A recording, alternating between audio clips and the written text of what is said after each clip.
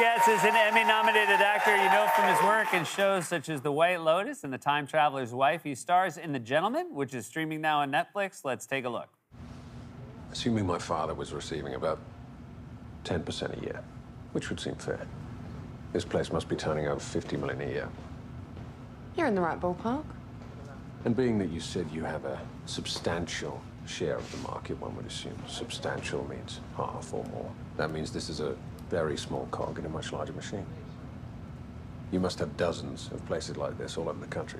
You know your father never concerned himself with the workings of the wider operation. Well, I'm very curious. Please welcome to the show, Theo James, everybody.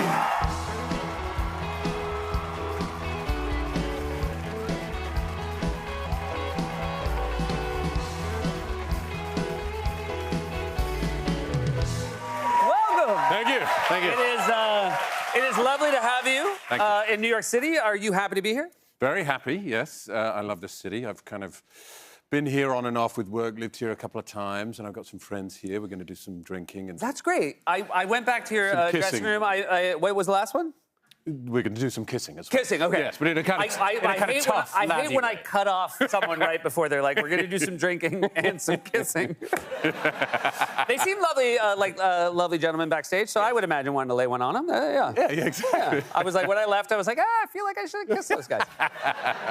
But that's nice that you can, because again, right, it's a work trip. Yeah. So you're away from your family, but it's justifiable, and then you take advantage of also being able to see some friends. Exactly. Do some kissing and some beers. So not feel guilty about being away from the family. And then when your wife's like, did you do some kissing? You're like, yes, but only with my oldest friends. Exactly. Yeah. You've seen us kiss before. I know I'm jumping back in time, but it is your first time here, so I do want to just say how much I enjoyed your work on White Lotus. What a delight. Yeah. Great show. Really cool.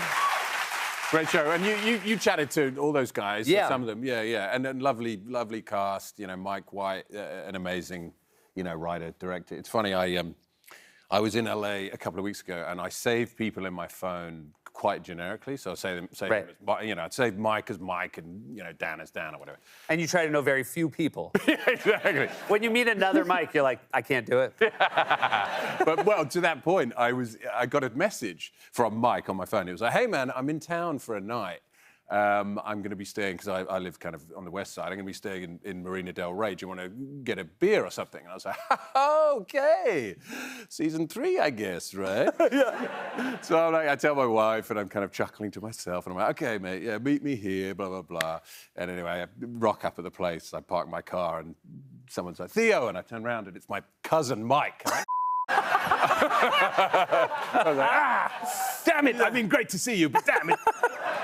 Immediately take your phone out. You're like, cousin, Mike, save. Yeah.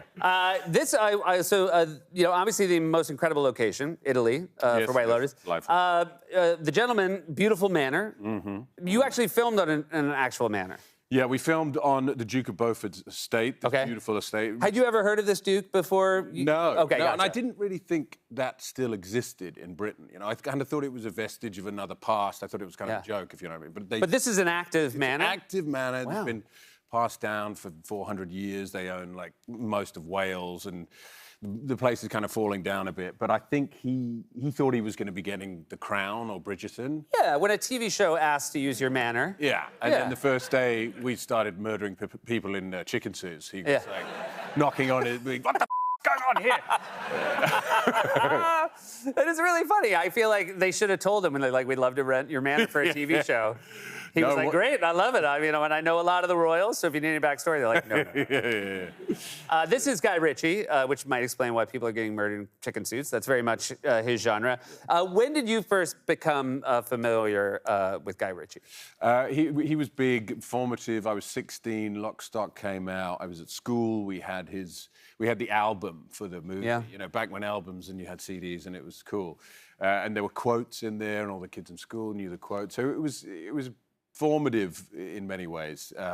So working with him was kind of bizarre in that way. And working with people that had been in Lock, Stock, like Vinnie Jones, it was a little bizarre. And when you first, like, was that a movie, did anybody in England have an expectation what that was going to be? Because I remember when I went and saw it, I didn't know much about it. Obviously, I'd never heard of Guy Ritchie. And you know, some of those actors, they were sort of all British character actors. They were, yeah. And I just remember being so taken with it in the moment, like, oh, I feel like this is nothing I'd ever seen before. No, I think he kind of created a little, or recreated a subgenre, and it exploded, you know, and he went from, you know, they made that movie, Lock, Stock, for under $1 million, I think, and it completely exploded. And then the next one was Snatch, and, you know, Brad Pitt's in it, and it's all, you know, stratospheric. So I think it was kind of mad for them. You had a very humbling moment, and again, like, it must always be humbling when someone like Guy Ritchie or someone like Mike White, like, reaches out, but you went back to your old school to speak, which is a very kind thing to do. Oh, I did, yeah. So I got an email last week saying, would you like to come back to your school? And it reminded me of the first time I'd been in when I was 25. And, you know, you get a message saying, oh, as an alumni, would you come and give advice to the kids? And yet 25, I'm like, I don't know what advice to give, to be honest. I'm still figuring it out myself. So I was a little bit nervous. And I thought, okay, what am I going to do? You know, how should I make an entrance? I thought, okay, I'll ride my motorcycle to my school. I thought that would be cool, right? Yeah. That's what a cool guy does. No, absolutely. If your high schools are anything like ours, we love watching older people show up on motorcycles. Yeah, that's so true. Everybody likes adults who try hard. They're like, what the is this creep doing? Well, no, exactly. It served me right, because I was like, that's cool, right? So anyway, I'm driving into the school, and just, you know, a mile outside, the bike's like, breaks down. Is that normal? Do you have the kind of motorcycle that breaks down? No, well, actually got a flat tire. Okay. A nail in it. Anyway, so I parked on the side of the road, and I had to call my old form tutor. Yeah. You know, I'm a 25-year-old man, but suddenly I regress to a 13-year-old. Yeah. Like, hello, Mr. Watson, can you come and pick me up?